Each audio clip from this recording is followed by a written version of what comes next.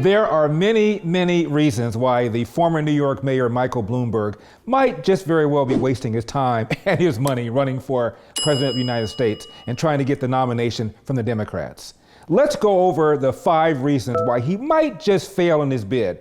First, to put it mildly, the former mayor is, shall we put it, charisma challenged. But more than plans, I offer the leadership to turn plans into reality, to roll up my sleeves, to motivate our country, to unite and rebuild America, and make it fairer and better. I'm ready to get to work, so let's get it on. Not exactly we shall overcome, or hope and change, or let's make America great again. Second, nobody gets the nomination from the Democratic Party without getting the black vote. And that means prying the black vote from the old, cold hands of Joe Biden. And if this op-ed piece in the New York Times is any indication on how difficult it will be for Bloomberg to get the black vote, it's going to be very difficult. Charles Blow, a critic of the Bloomberg stop and frisk policy, wrote this: "No black person or Hispanic person or ally of people of color should ever even consider voting for Michael Bloomberg in the primary." End of quote. Now, Bloomberg has since apologized for this policy. You decide whether or not it's one of those foxhole conversions. I want you to know that I realized back then I was wrong, and I'm sorry. 3, he is still a white male in a party where being a white male is not exactly the flavor of the month. It's a sad state of affairs to have 6 white candidates on stage, many of whom don't necessarily speak with black women who are the powerhouse voters. And we're at this moment where we went from the most diverse set of candidates in the history of certainly my lifetime to an all-white stage.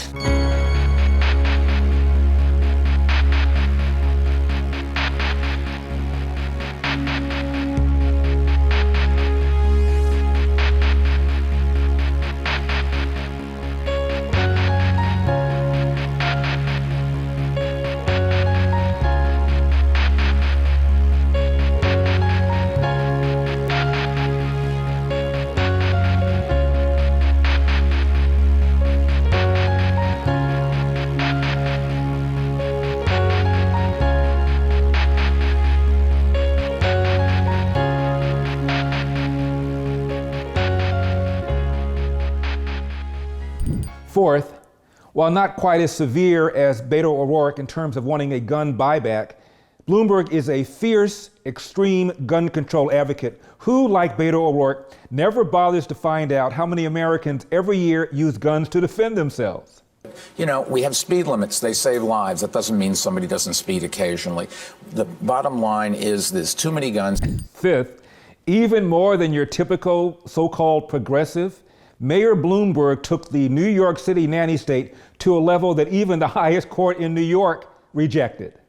Today, on the eve of the nation's first ban on large sugary drinks, New Yorkers were bracing for change. One of the last ones. This is one of the last Enjoy ones. because it's the last day. And businesses were ready. Dunkin' Donuts would have given you the syrup separately, and you would have had to pour it in yourself. Now a stunning reversal, a state judge striking down that ban on sugary drinks larger than 16 ounces, one of the more controversial policies in the battle against obesity. I'm gonna just take a little swig off a comically oversized movie theater beverage. It's so hot. Mayor Bloomberg made the ban a health crusade. Now, get this. Bloomberg acknowledges that his sugar tax would disproportionately fall on the poor, but he justifies it very easily. Some people say, well, taxes are regressive, but in this case, yes, they are. That's the good thing about them, because the problem is in people that don't have a lot of money. And so higher taxes should have a bigger impact on their behavior and how they deal with themselves. So I listen to people saying, oh, we don't want to tax the poor. Well, we want the poor to live longer so that they can get an education and enjoy life. And that's why you do want to do exactly what a lot of people say you don't want to do. Wow.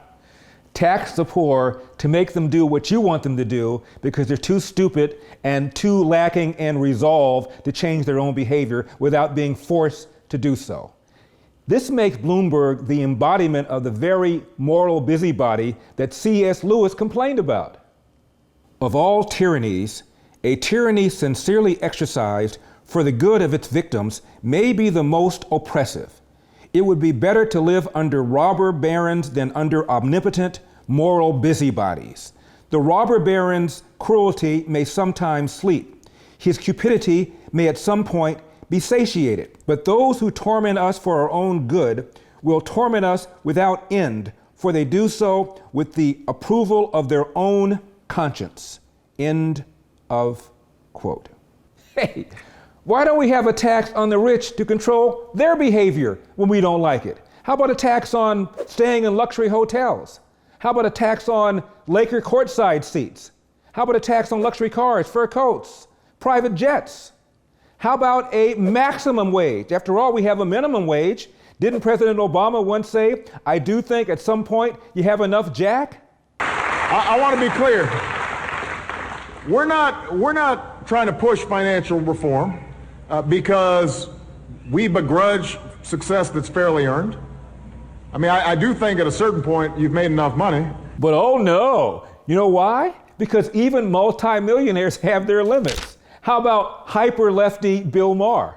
Rich people, I'm sure you'd agree with this, actually do pay the freight in this country. They do. I just saw these statistics. I mean, something like 70%. And here in California, I just want to say, liberals, you could actually lose me.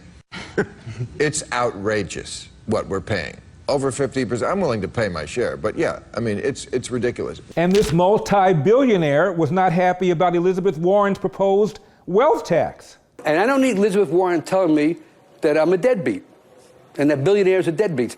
The vilification of billionaires makes no sense to me. The world is a substantially better place because of Bill Gates, Michael Bloomberg, David Rubenstein, Bernie Marcus, Ken Langone. But hey, Bloomberg wants to tax the poor because it's for their own good. The question is, do you want to pander to those people or do you want to get them to live longer? Not to be irritating, but what's the evidence that a tax on sugary drinks would produce the results that Mayor Bloomberg wants? At even large beverage taxes that would raise prices by 20% or 40%, would generate fairly modest weight losses. In fact, our estimates suggest that weight losses would be roughly a pound and a half a year at most. And in fact, the lowest and highest income groups would see potentially no weight loss at all. The analysis suggests middle-income groups would be most likely to change their buying behavior in the face of a soda tax. Meanwhile, lower-income consumers might offset the impact of a tax by switching to cheaper, generic brands or looking for items on sale. High-income earners could afford any additional taxes, and their buying habits likely wouldn't change much. Oh, and Bloomberg says we want the poor so they live longer so they can get an education. You mean the poor people who don't have an education right now don't do so because they're not living long enough? And isn't the time when you get an education well before the death kicks in from consuming too many sugary drinks? Give me a break. Thomas Jefferson said, when people abuse their freedom, when they make bad choices, the object is not to take the choices away from them, but to inform them on how they can better spend their time. I know no safe depository of the ultimate powers of the society, but the people themselves. And if we think them not enlightened enough to exercise their control with a wholesome discretion, the remedy is not to take it from them, but to inform their discretion by education. This is the true corrective of abuses of constitutional power. End of quote. And this article that appeared in the left-wing Slate magazine nicely summarizes the problem, doesn't it? The headline says it all. Why the soda tax makes us angry, higher prices are bad, being told what to do is worse. I think that summarizes it pretty neatly. Finally, I call this one The Old Man and the Sea. All right, take two. Okay. Take two.